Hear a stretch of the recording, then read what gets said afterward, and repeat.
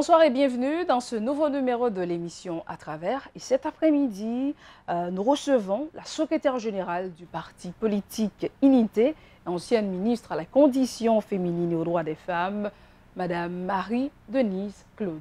C'est vraiment un plaisir de vous recevoir sur le plateau de l'émission À travers. Bonjour, merci pour l'invitation. Je voudrais saluer vos auditrices et auditeurs de votre émission, mais surtout tous les gens qui vont nous accompagner pendant toute cette émission. Et les metteurs en scène, les gens, tout le monde sur le plateau. Oui, bonjour. Bonjour, toute l'équipe. Dans cette émission, nous avons une machine à remonter le temps. Nous vous invitons, bien sûr, à remonter le temps de votre enfance avec nous. Comment l'avez-vous vécu? Bon, comme tous les enfants, moi j'ai eu une enfance très heureuse avec mes parents, mon père, ma mère. On avait des tantes, ma grand-mère qui venait nous voir, mon grand-père. J'avais deux grand-mères, la grand-mère maternelle, la grand-mère paternelle. Et j'avais aussi mes deux grands-parents. Donc, au fil du temps, nous les avons perdus. Et non seulement nous avons perdu les grands-mères, et puis maintenant, il ne reste que les enfants, parce qu'on a perdu aussi et notre papa et notre maman. Donc, Dieu merci que quand même, on n'était pas pour... Il y avait les plus jeunes, mais quand mon père a été assassiné, j'étais déjà une femme mariée avec des enfants et ma soeur aînée, mes deux soeurs aînées, mon grand frère. Donc, il y a seulement les deux jeunes, les deux plus jeunes qui n'étaient pas encore placés, comme on dit dans notre culture. Mais avec le temps, nous sommes là. Mais je vois que... Alors, une enfance que je n'ai pas eue d'adolescence, parce que c'est une adolescence qu'on m'a volée, que la vie publique, la vie politique nous a volé notre adolescence. Je n'ai pas eu d'adolescence, donc je suis passée de la vie d'enfance à la vie d'adulte, du jour au lendemain. Et c'est quelque chose qui me marque. C'est quelque chose qui me marque. Oui. Vous parlez de la politique, alors dites-nous plus. Votre famille était très impliquée. Nous sommes dans quelle année? Je pense que la politique a commencé à nous marquer à partir des années 77, 78, 77. Mon père était candidat pour la députation de la ville de Mirebalais, dans le plateau central. Et c'est à partir de ce moment-là qu'on a commencé à comprendre un peu. Donc là, il faut dire que nous sommes sous la dictature. Sous la dictature des Duvalier fils, parce que le père était déjà parti. Donc, je ne peux pas vraiment parler de la dictature père des Duvalier, mais je peux parler de son fils, avec qui que... À partir de ce moment, donc, parce que quand il est arrivé, je pense en 76, donc à ce moment-là, j'avais 15-16 ans. Donc c'était encore très jeune. C'est pas 15-16 ans d'aujourd'hui, c'est 15-16 ans. Aujourd'hui, je peux même dire que c'est un enfant de 10-12 ans. C'est ça que ça veut dire. Donc oui, je me rappelle, on était à l'école, et puis on voulait aller aux funérailles de Papa Doc, je me rappelle très bien. Ah bon? Mais toutes les écoles voulaient y aller, puis mon père a dit non, mais on n'a pas compris pourquoi. Mais il ne le voulait pas, bon, bien sûr, on n'a pas été. Mais après, quand on a su qu'est-ce qui s'était passé, on était bien content que mon père ne nous a pas laissé partir à ces funérailles-là. Donc voilà, et c'est tout de suite après, je pense qu'on avait annoncé qu'il allait y avoir des élections libres et démocratiques, paraît-il, de mon père voulant lancer. C'est porté candidat. Il s'est porté candidat. Et en face de Madame Max Aldoff, vous êtes jeune, vous ne savez pas qui, mais c'était la fameuse Madame Max Aldoff, était une femme d'État, une femme pour son époque, je dirais aujourd'hui, qui a fait beaucoup de choses dans sa ville natale. Donc, vous pouvez voir ça sur différents angles. Moi, nous sommes dans la ville d'Écailles? Bon, moi, je ne sais pas, mais il paraît qu'elle était là, dès le début, mais je ne veux pas dire les choses dont je ne suis pas sûre. Même penser que Madame Assanloff, c'est une figure des Duvalier. C'est elle qui était, comment je veux dire, la chef des Tontons Macoute. Ah bon? C'est elle qui était la chef des Tontons Macoute. Une femme de poigne. Une femme de poigne. une feuille de poids. Elle était aussi députée de sa ville. Et donc, je pense qu'elle a fait beaucoup de choses pour mettre en balai. Parce que généralement, les gens rappellent ce qui est mauvais chez la personne. Bon, mais on oublie aussi que, en tout cas, sous cette femme, Mère Ballet s'est développée un peu. Il y avait la route qui a été faite. Elle avait fait une bibliothèque. Je pense que beaucoup de choses se sont passées. Je ne sais pas beaucoup de choses, mais c'est que je tiens à rappeler que cette femme, elle dirigeait comme avec une main de fer. C'était l'époque, c'était sous la dictature, c'était une dictature. Donc, c'est comme ça qu'il faut comprendre ça. Aujourd'hui, moi, comme femme politique, je comprends que c'était une première, c'était une femme qui était sortie de l'ordinaire, qui faisait de la politique publique. Et que moi, je pense... Il n'y en avait pas beaucoup en ce temps-là? Non, pas beaucoup. Non. Et il y avait une autre qui était députée aussi, qu'on l'appelait il y avait une fameuse... je ne me rappelle plus de son nom, mais les gens peuvent se rappeler, ce sont ces deux seules femmes députées sous Duvalier.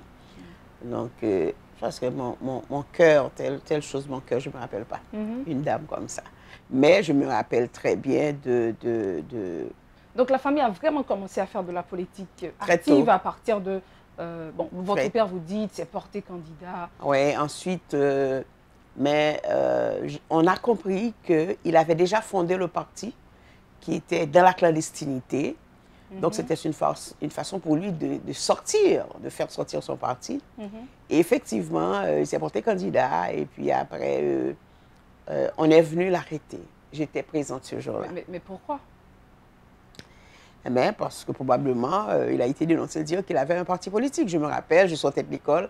À ce moment-là, j'étais à l'école chez Franck Etienne, qui était un collège assez prisé à l'époque. Donc, j'étais là. Et en revenant de l'école, comme on passait, mon père avait un magasin au bas de la ville, donc il y avait un cours arrière. Mais là, il recevait beaucoup de gens, on ne savait pas ce qu'il faisait.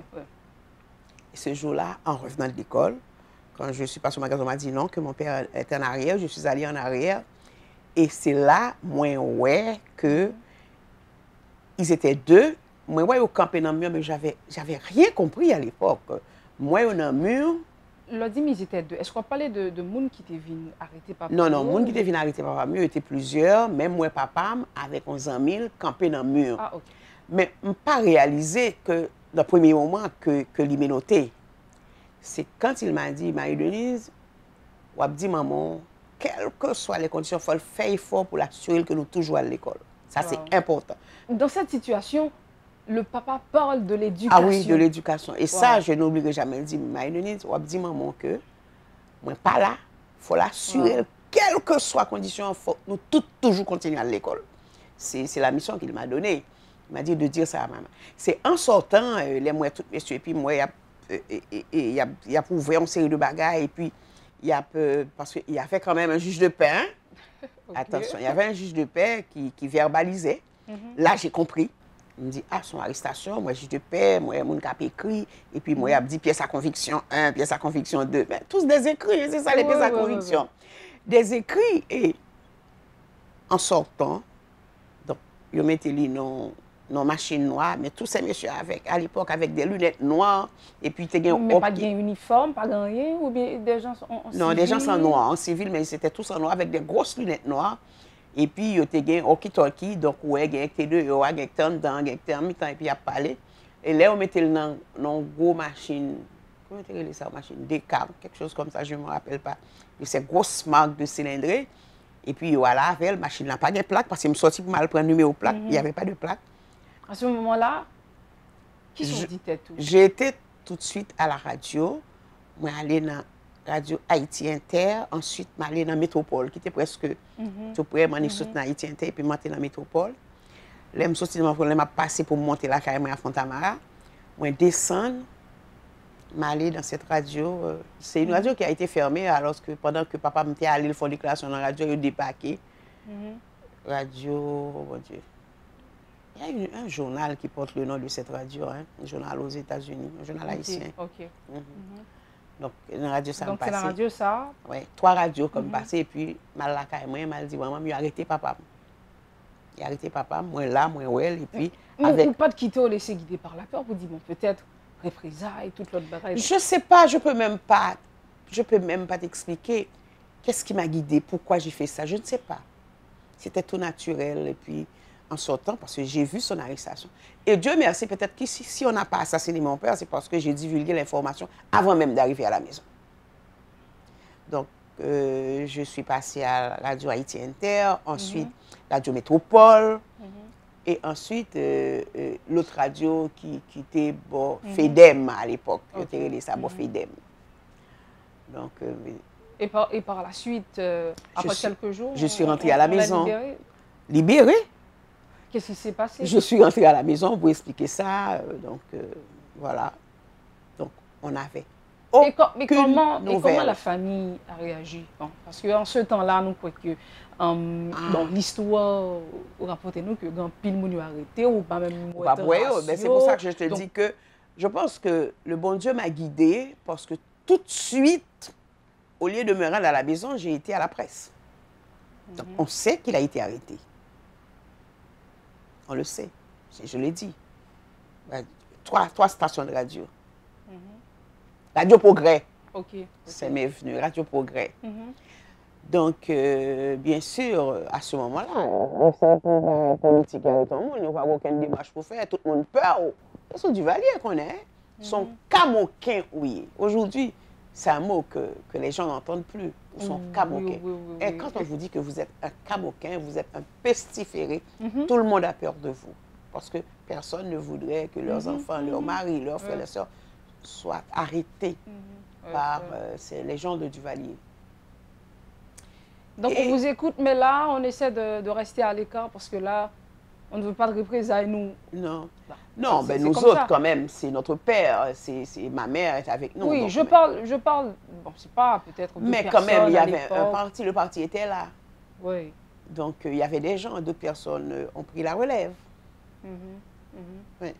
Et par la suite, comment ça s'est passé? Il est resté en prison et puis pendant combien de temps? Un jour, un sergent est venu nous voir pour nous dire que et pas bon pour aller faire un voyage, il faut nous voir une mallette. Ah bon? Mais avant, est-ce que... On n'avait jamais de nouvelles. Voilà, c'est ce que je voulais vous demander. Aucune nouvelle, on sait rien. Alors, tu as un monsieur qui a besoin de stocker maman, mais de très mauvaise manière, parce qu'il n'a pas de connaître foi chrétienne maman. Il vient. Ça veut dire que les a interrogé les gens, il y a des militaires qui étaient tout capés derrière, tout soit pour taper et autres. Donc, ils entendaient toute conversation, toute ça l'a dit. Ils viennent rapporter au qui fait que ou dit oui moun ça en contact li ou elle vrai parce que bagay la bzou pas aucun moyen pour le ta connaître yo.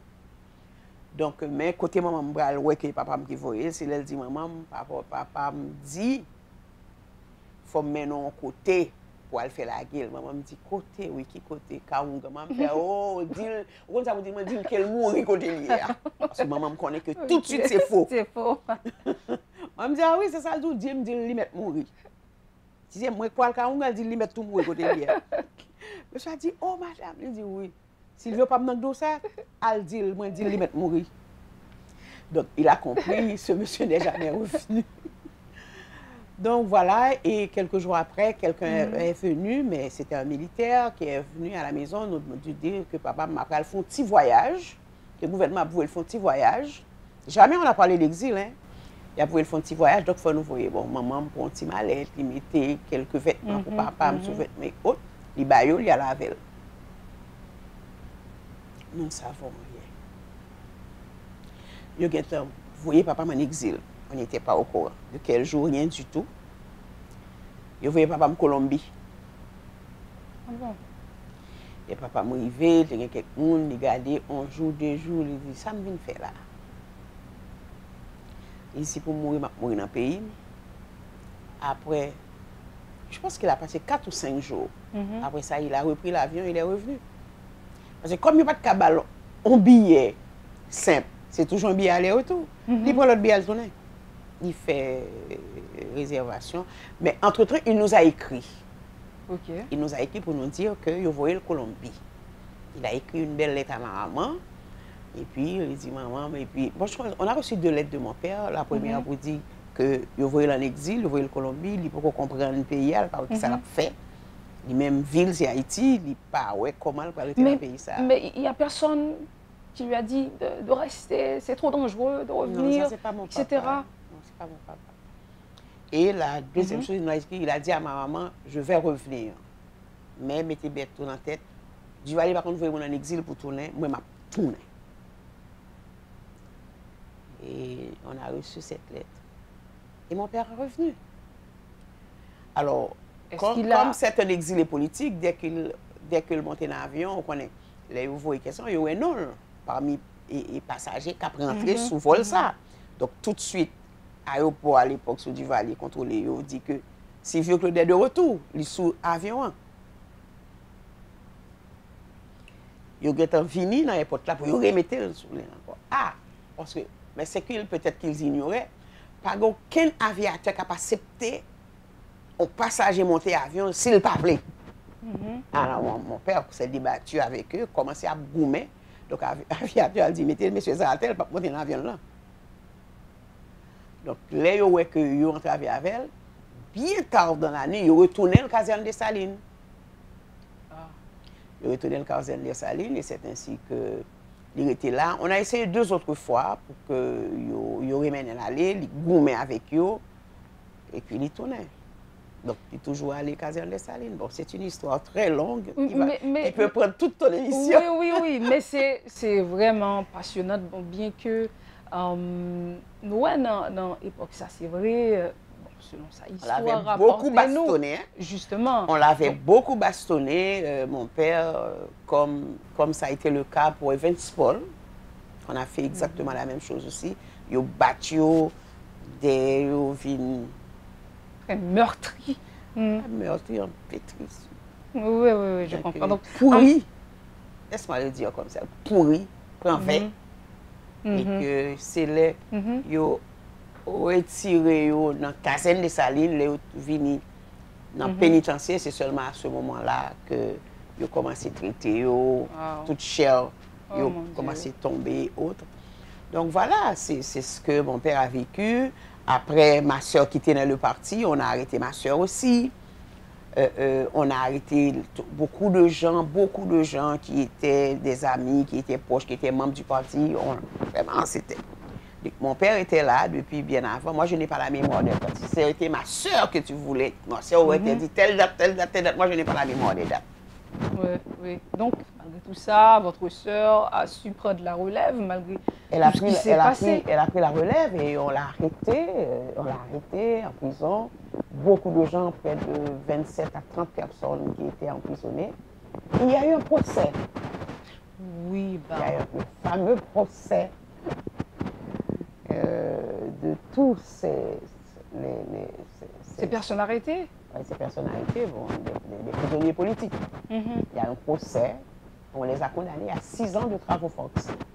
Dans un premier procès. Et dans un deuxième procès, parce qu'ils ont été en appel. Et à ce moment-là, vous avez beaucoup de gens au niveau international qui pressuraient le gouvernement des Duvalier parce que le procès, c'était un procès bâclé juste pour les condamner. Pour leur enlever leurs droits civils et politiques. En tout cas, c'est un procès qui a été annulé, en fait, en tout cas, après ça, on les a relaxés, mais moi-même, j'étais déjà à l'étranger quand mon père et ma soeur et mon frère. Là, on va y revenir dans la deuxième partie, parce que je crois que vous avez été en exil en 1982. 82. Oui, justement. Donc, on va y revenir dans la deuxième partie, mais le temps de la pause, on vous revient dans quelques fragments de secondes. Si vous jugez que cette vidéo est intéressante, n'hésitez pas à liker et partager la vidéo. Et surtout, n'oubliez pas de vous abonner à cette chaîne et activer la cloche de notification pour ne pas louper aucune de nos vidéos. À travers vous offre l'opportunité de partager avec des personnalités venant d'horizons divers leur parcours, expérience dans le grand marathon de la vie. Vous êtes dans la deuxième partie de l'émission À travers et nous sommes en compagnie de Marie-Denise Claude, secrétaire générale du parti politique Unité, qui dans la première partie de l'émission nous a vraiment captivés avec son histoire, son parcours, disons mieux, passionnant, et la lutte de sa famille, malgré, on était sous, je crois... Sous la dictature des Duvalier. Voilà, qui a su, malgré tout, je peux dire, faire la politique active. Et votre père, vous nous avez raconté qu'il était en prison, bastonné, exilé, mais quand même, il est revenu dans son pays. Il a repris son parti, voilà. Il a fondé un parti assez moderne pour son époque, et malheureusement, qui a été assassiné le 29 septembre 1991 au carrefour des 4 chemins dans sa ville natale, là où il a pris naissance. Il est venu au monde et malheureusement, il a vous étiez dans la ville d'Eka lorsque... Non, j'étais en Haïti. C'est assez paradoxal. Vous savez, je suis la seule à avoir l'arrestation, à suivre l'arrestation de mon père. Et je suis la seule de ses enfants qui était présente, pas à son assassinat, mais en Haïti, parce lors de son assassinat, parce que il est parti le vendredi, il devait revenir le dimanche soir, et malheureusement, le dimanche soir, on ne l'a pas vu. Donc le lundi matin, mon frère, qui était en Floride, qui m'appelle, qui dit, Marie-Denise, ouais papi. Il me dit, papi, au caille. Il suppose qu'il était entré, probablement la vie de ma terre. Il dit, qui côté là? Il me dit, non, chez maman. Il dit, je sorti, elle prend le téléphone dans le salon. Il dit, j'ai une mauvaise nouvelle. Il me dit, quoi? Il dit, mauvaise nouvelle. J'ai l'impression que depuis 10h30, 11h, on aurait assassiné mon père. Il me dit, quoi? Il me dit, ok, je vais aux infos. Donc, j'ai appelé un ami prêtre qui était au CAI. Je l'ai appelé. Je lui ai dit, bonjour mon père. Je tairai son nom. Il me dit que, il me dit Marie-Denise, il me dit petit Silvio. Il me dit, papa mourir. Est-ce que vous pensez que, je n'étais pas sûre. Alors, il me dit quoi? Il me dit, papa, mais assassiné papa. Mais je connais si je suis un bagage, si je suis rentré, pour me jouer un bagage au moins pour nous faire funérailles.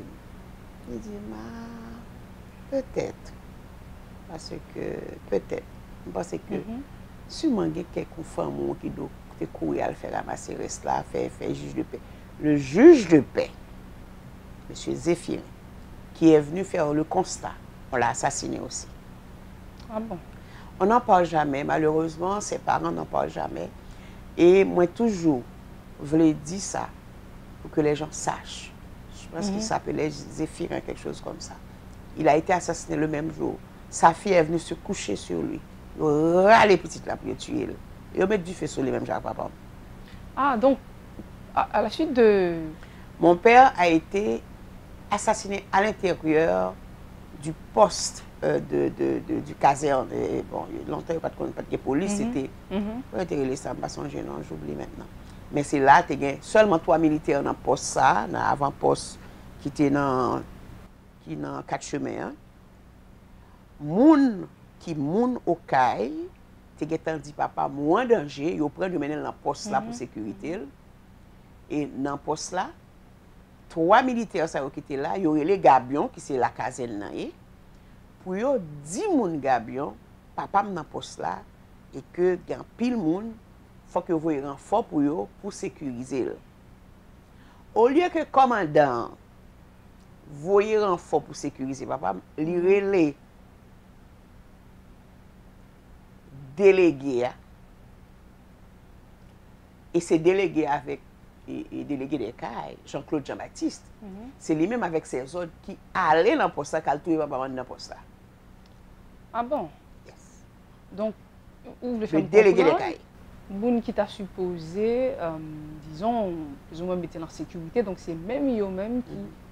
Ça veut dire que le commandant de Gabion, du commandant, au lieu que lui voyait renfort pour 3 militaires, 3 gendarmes qui étaient dans le poste là, il préfère les délégués là pour dire, mais Silvio Claude, en dans le poste là, comme c'est lui-même qui est représentant président, c'est lui qui dit ça, qui ça peut faire à clé. Et à ce moment-là, lui-même, en tout cas, dans une entrevue fleuve qu'il a eue avec un journaliste qui, au moins 3-4 qui sorti dans Nouvelliste, qui existe encore, il a dit, oui, c'est commandant Terrelil qui dit, mais Sylvio dans poste là, qui ça vous le fait, et que lui-même, il a appelé Madame Gladys Loture, il a appelé un tel, il a donné des noms des gens qu'il a appelés pour lui dire que, mais il dit Sylvio Claude dans poste là. À ce moment-là, il dit que le président en forme, il est en sécurité. Il dit qu'il a retourné relais. Donc, il a retourné relais, il dit le président dit désolé. C'est écrit dans le journal Le Nouvelliste. Donc, c'est un mot codé. Le président dit désolé.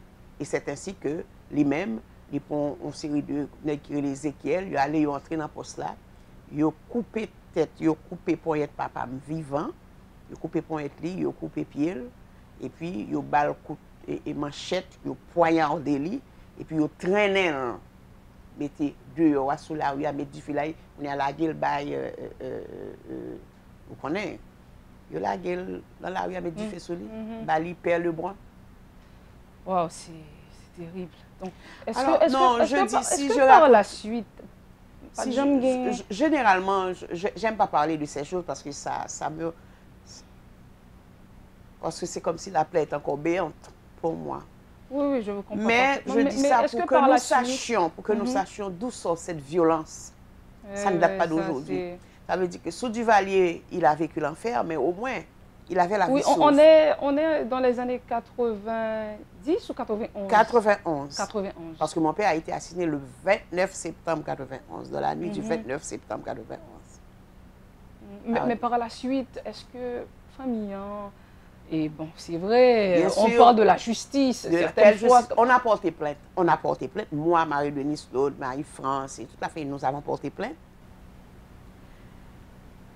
Eh bien, n'oubliez pas. Hein. On vous dit que l'enquête se poursuit.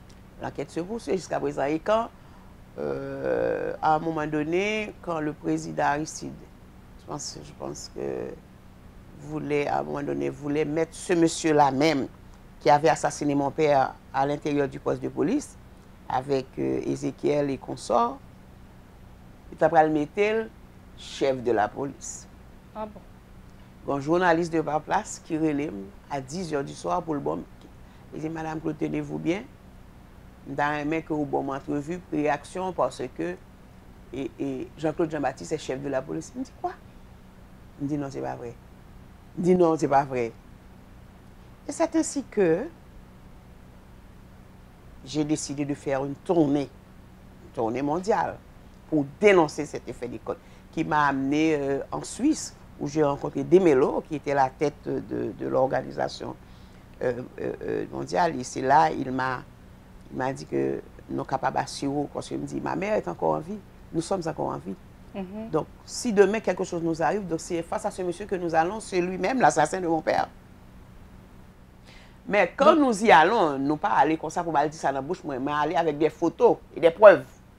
Parce que c'était un journaliste qui était là, qui était pour photo, après ça qui vient nous vendre nos photos. Donc par la suite, pour aller encore une fois sur le plan juridique, rien n'a été fait. Absolument rien. Et vous voyez, je dis ça pour la postériorité. Aujourd'hui,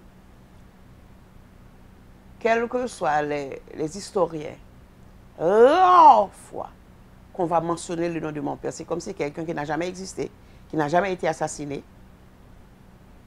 C'est rare qu'on parle de lui, de ça, qu'on fait mention de son nom. Très rare. Très, très, très rare.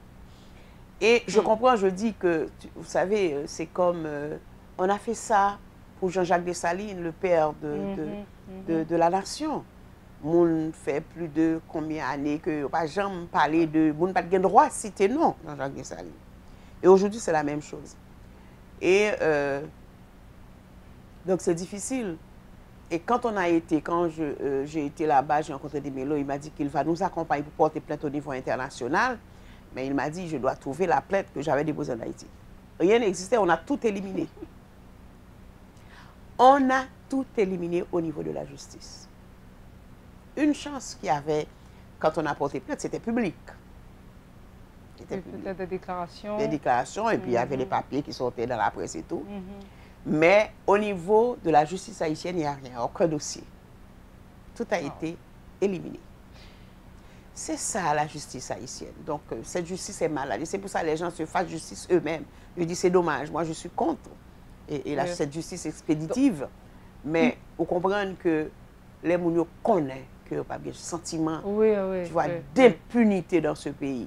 Donc, comme on a assassiné Jean-Jacques Dessalines et d'autres, ils ont assassiné deux. Vous songez, un avocat qui était Yves Volel, avec la Constitution amène, et puis ils ont tiré devant la police.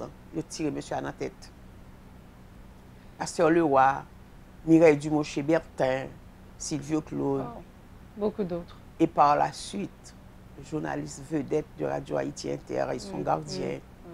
Et j'en passe. Et j'en passe. C'est ça, c'est une culture de violence systématique, de violence politique, de gang, de l'armée Timanchette, l'armée Cécile. C'est ça l'histoire de ce pays. Mais malgré tout... Je suis encore là. Oui. Parce que et vous avez également fait de la politique active, malgré tout ça. Je crois dans mon pays. Je dis que si tout le monde décide d'y aller, qui ça qu'a prêté? Et aujourd'hui encore, ou après des mondes, des pans de groupes qui a couru, qui étaient caillots à cause de l'histoire des gangs armés, des troupes armées, des armes de guerre. Moi, je me dis, il y a un complot pour détruire ce pays. Moi, je dis, je voudrais faire partie d'un complot pour relever Haïti. Ah oui, laissez-moi un petit peu aller un peu plus loin dans votre histoire, l'histoire de votre vie. Je crois qu'en 82, vous avez été au Canada. Oui, j'ai été au Canada en 82, j'ai pris l'exil parce que c'était trop difficile pour moi. Et ce pays qui m'a accueilli, c'est là que j'ai terminé mes études, pas classiques, parce que j'avais déjà fait mes études classiques en Haïti, mais que j'ai fait mes études collégiales et universitaires.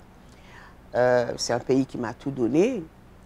Et si je suis revenue en Haïti avec des degrés universitaires, je dois dire merci au Canada qui m'a aidé parce que c'est un pays quand même qui vous permet d'étudier, même si vous empruntez, mais vous avez cette possibilité d'avoir des études de qualité.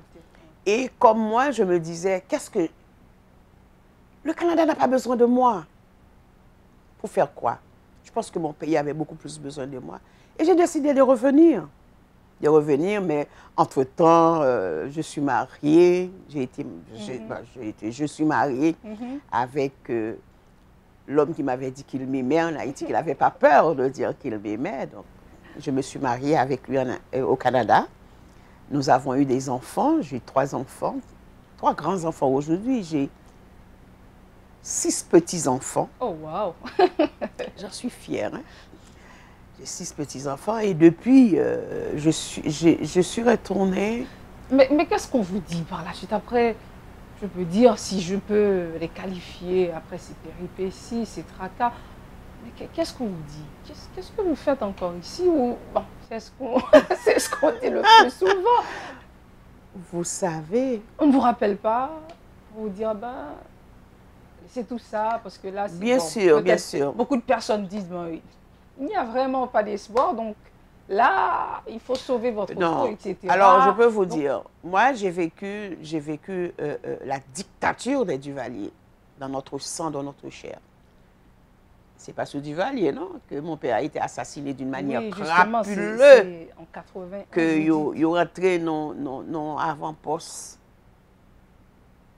Il raché et puis il mettait le dehors pour le bouler. Non. C'est parce que Duvalier ne va pas mourir. Non, mais je dis, c'est une société qui gagne une sorte de violence systématique. Tout ça, c'est fait déjà. Donc, c'est une accumulation, parce que c'est ça qu'il faut comprendre. Ça ne sort pas. C'est pas du hasard. C'est pas du hasard. Il y a eu, ça veut dire que depuis ce Duvalier, il a tué moun, mais il a tué moun, il a assassiné moun, débouté nuit en politique. Ça veut dire nuit pas de gain droit. Parce que le combat à l'époque, c'était un combat pour la liberté de la parole, la liberté d'association, la liberté de la presse, la liberté de pouvoir aller aux élections. Oui, de jouir de ses droits civils et politiques. De pouvoir jouir de ses droits civils et politiques. Je pense que sur ce point, ces gens qui ont mené ce combat ont réussi leur pari. Oui, Ils ont réussi parce oui, qu'aujourd'hui, c'est vrai. c'est comme ça rentre dans la culture que pour se rendre aux élections, il faut, si vous voulez arriver au pouvoir, il faut se rendre aux élections. Donc, ils ont gagné ce pari. Et nous autres, la génération montante, on s'était dit que maintenant, il faut travailler pour que les gens puissent avoir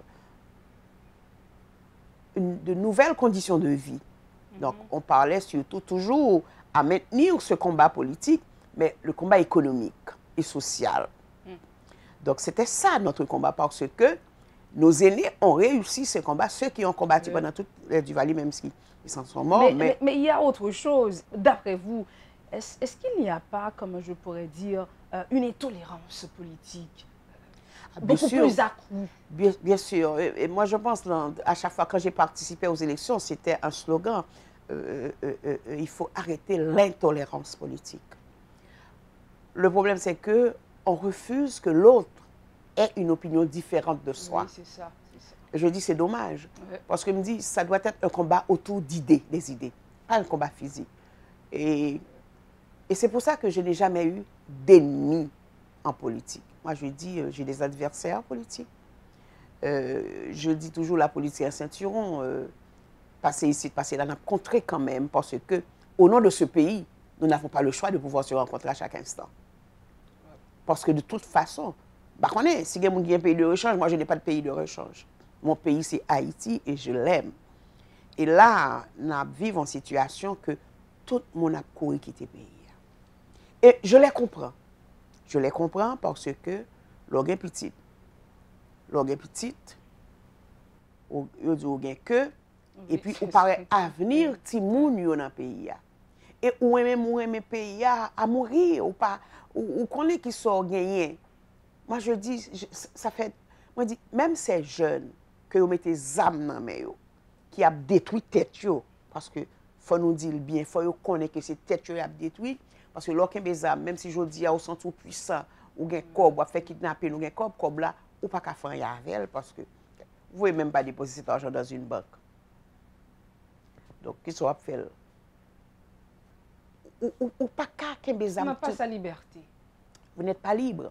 Donc, moi-même, moi, j'ai toujours dit que les gens qui ont nos armes, qui vendent nous et munitions, qui ont nos munitions, c'est des gens qui ne vous aiment pas. Ils ne parlent pas. Et Marie-Denise qui a parlé avant là, c'est 3 personnes. C'est Marie-Denise, la mère, ça veut dire celle qui donne la vie. Qui a donné, j'ai donné la vie, j'ai 3 enfants. Marie-Denise qui a parlé avant là, c'est la sociologue qui connaît la réalité sociologique de ce pays, côté nous sortis, côté nous et côté nous arriver. Si nous pas décider de faire bac côté nous là, pour nous bailler tête nous d'autres options. Et Marie-Denise qui a parlé avant là, c'est la femme politique qui pensait que nous qu'à changer le pays si nous voulons faire ça. Côté nous arriver là, faut nous faire bac, faut nous tourner. Nous pas qu'à continuer, c'est pas possible. C'est pas possible. Et que Laura les armes tué un frère, une sœur. On connaît Laura le coucher la caillou de la soirée, même sous son effet de drogue. Ouais. Même sous l'effet de la drogue. Laura arrive et dit, oh mon Dieu, qu'est-ce que j'ai fait? J'ai tué un homme en présence de son enfant. Cet enfant-là est traumatisé à vie. Est-ce que vous avez aimé ça pour petite Paul là? Réfléchis. Moi, je me lever dans une famille très chrétienne, protestante chrétienne.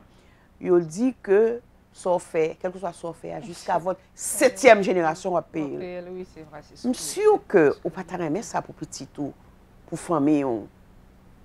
Moi-même, pour réfléchir, c'est surtout la maman qu'il faut pas.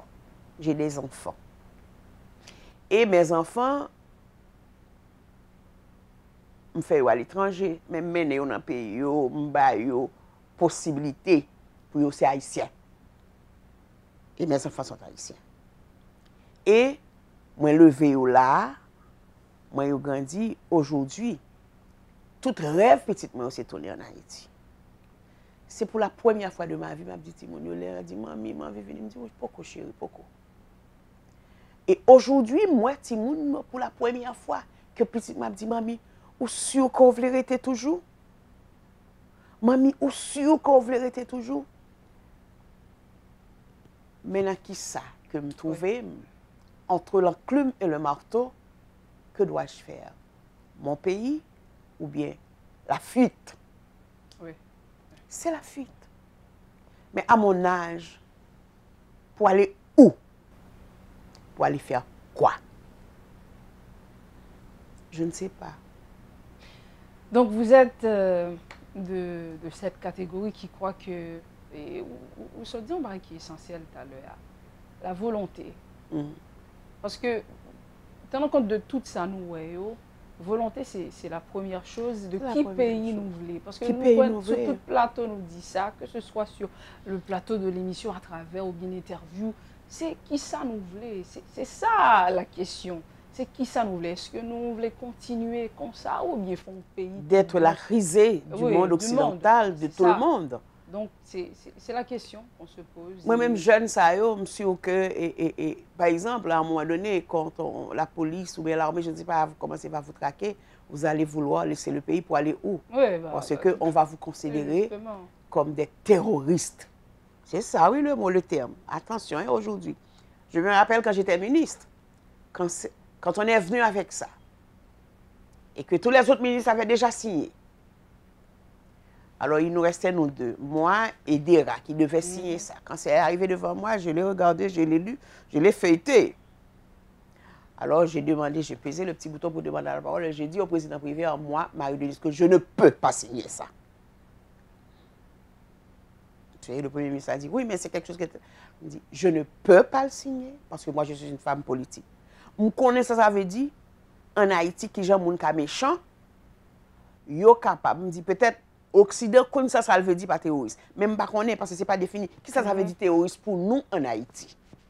Parce que n'importe quel gouvernement qui a un problème politique, alors là, c'est terroriste. Oui, justement. Donc, il faut faire attention. Il faut faire attention. Donc, c'est pour ça que je dis à ces jeunes de faire attention. Parce que, je dis à nos gens, mais nous sentons nous puissants, nous avons l'argent.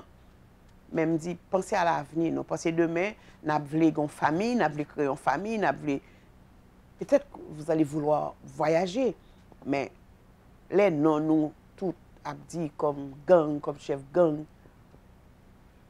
Moi, nous sommes maman, moi, je ne connais pas. Avant-hier, je regardais, il y a sur un groupe que je suis, et puis, je vois une photo, mon jeune monsieur, un beau monsieur. Et puis, ce n'est pas ce qu'il a fait qui m'a frappé. C'est, ça me t'a dit, ça moi comme inhumain. Que sous fin tuer on n'a pas besoin de mettre le tout pour regarder toutes ces parties dehors. Ça m'a choqué. Et me dit que mon homme dit arrêtez d'envoyer des photos de cadavres. Parce que c'est pas quoi que c'est correct. Vraiment, et c'est dommage. C'est dommage que c'est ça, nous parler sous plateau, émission à travers, mais il est toujours bon pour retourner sur le passé, pour capable plus ou moins mieux comprendre l'avenir et préparer l'avenir, surtout pour les jeunes. Moi, je m'en vais. Hein? Oui, justement. Donc, merci vraiment et d'avoir consacré du temps, parce que c'est un temps difficile, vous êtes déplacé. Oui. Donc, merci vraiment d'avoir répondu positivement à notre invitation. Merci beaucoup, Naïma. Et juste avant de partir, je voudrais lancer un appel. De dire au Premier ministre Ariel de faire tout ce qui est dans son possible pour trouver avec les autres consensus pour sortir le pays de ce marasme, de ce trou. Je compte sur lui en tant que médecin. Il a le devoir de tout faire pour sortir le pays de ce marasme. D'accord, merci. Merci beaucoup. Merci, Madame Claude, et merci à vous qui avez pris le temps de suivre cette émission. On vous invite à rester sur la télévision Pacifique pour la suite du programme.